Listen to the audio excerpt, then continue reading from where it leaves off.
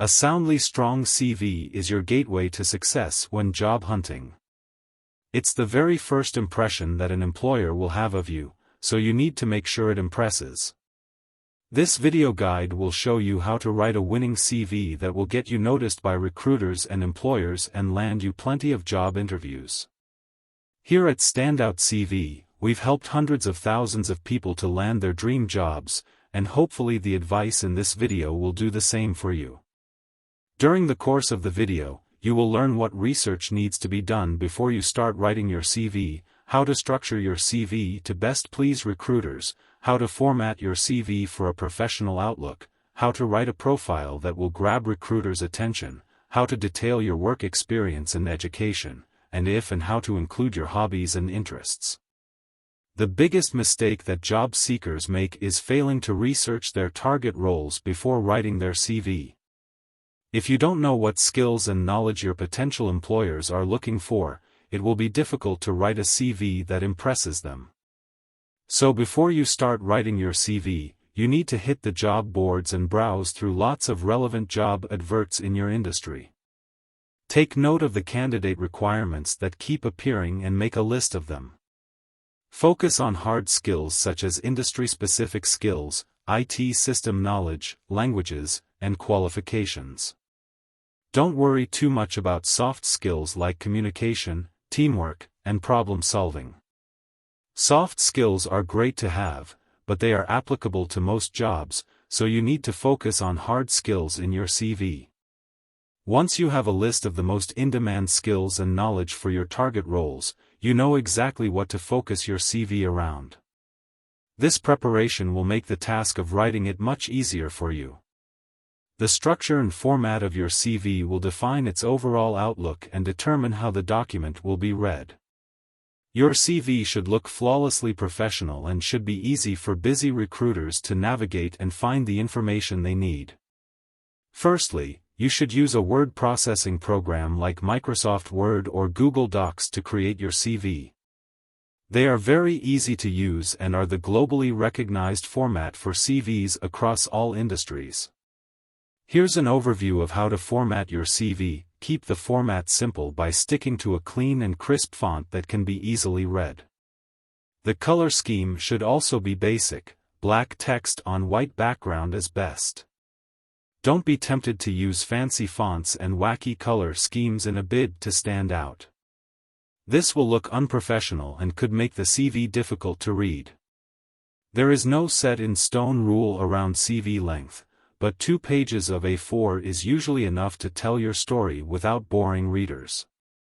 Just remember that recruiters and hiring managers sometimes see hundreds of CVs a day, so try to keep it concise if you want to hold their attention. Use bold headings to divide the sections of your CV. This will help recruiters to navigate it when skim reading. Once you have a format for your CV, you need to structure it in a way that draws attention to your most valuable skills and creates a pleasant reading experience. This is a brief overview of how to structure your CV before we delve into the details of each section. Your name and contact details should sit at the very top of your CV so that recruiters can easily see how to contact you. Your CV profile or personal statement is a brief introductory paragraph that summarizes your abilities and aims to grab recruiters' attention when the CV is first opened. A bullet-pointed list of your most relevant skills provides a snapshot of your offerings as a candidate. Your work experience should be listed in reverse chronological order to showcase your ability to apply your skills in the workplace. Your education should be listed near the bottom of your CV. Hobbies and interests are an optional section and can be added to the bottom of your CV if you think they will add any value to your applications. Now let's take a look at each section in detail and how to write them. You don't want your contact details to be missed, so place them at the very top of your CV underneath your name. You can also add a professional title next to your name to really set the tone of the CV. Anything from management accountant to chemistry graduate, ideally, it should relate to the roles you are applying for. The only contact details you need to include are your email address. Just make sure it's a professional-looking one with no nicknames, your phone number, and your location. You don't need to include your full address, date of birth, marital status, or a photo of yourself. None of these things will have any effect on a hiring decision, and they will waste valuable space. Your CV profile or personal statement, as it's also known, is the first proper content section of your CV. It is an introductory paragraph which summarizes your skills, experience, and knowledge, and its purpose is to catch recruiters' eyes when they open your CV, excite them, and encourage them to read the rest of your CV. It should give readers a nice overview of your industry-specific skills, types of companies you've worked for, qualifications, and the benefits you deliver for an employer. To write a successful CV profile, you should keep it short and sharp, somewhere between 5 and 10 lines.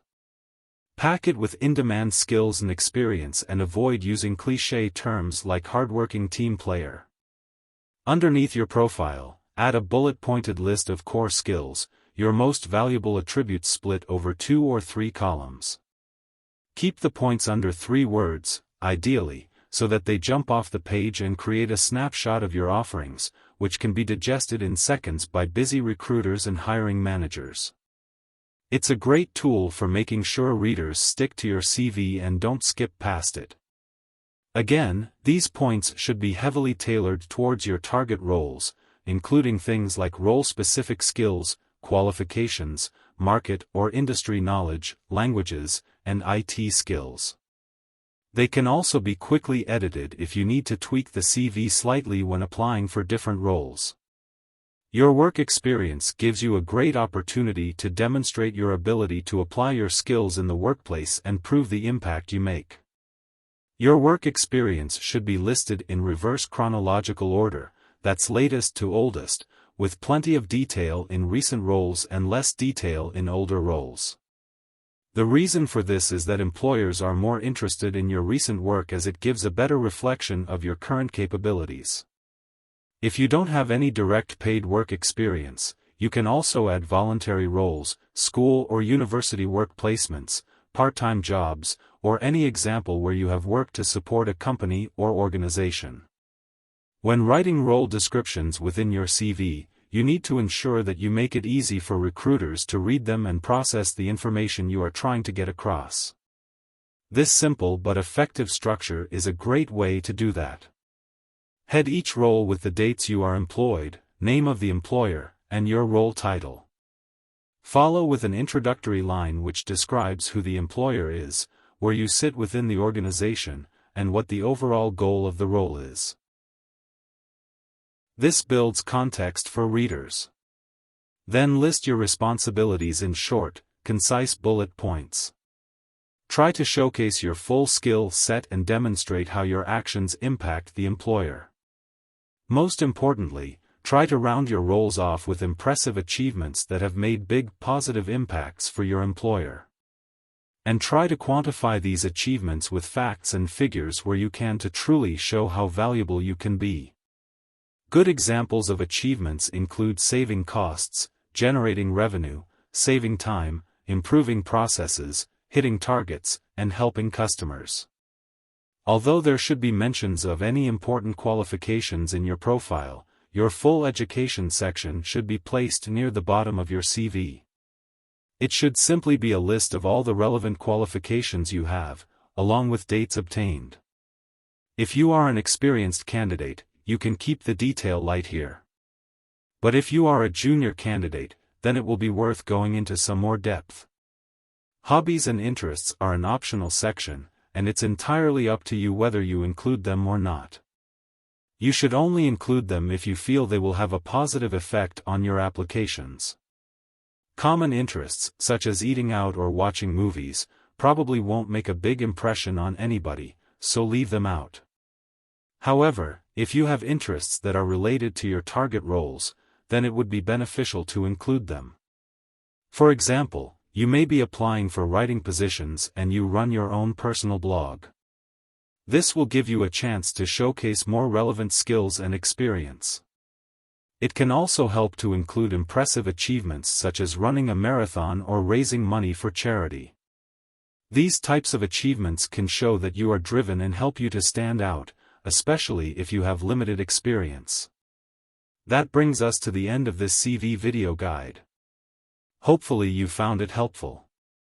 If you want to save this video to come back and replay whilst you write your CV, don't forget to like the video and subscribe to our channel.